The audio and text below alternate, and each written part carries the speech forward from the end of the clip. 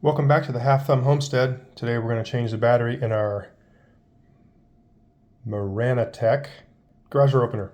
Use any coin, you can use a quarter, nickel, dime, penny. Stick it in that slot on the end there and just twist. Pops open. All right. Get a 2032, doesn't matter if it's Duracell, whoever. Slide that battery out. Slide the new one in, put the cover back on,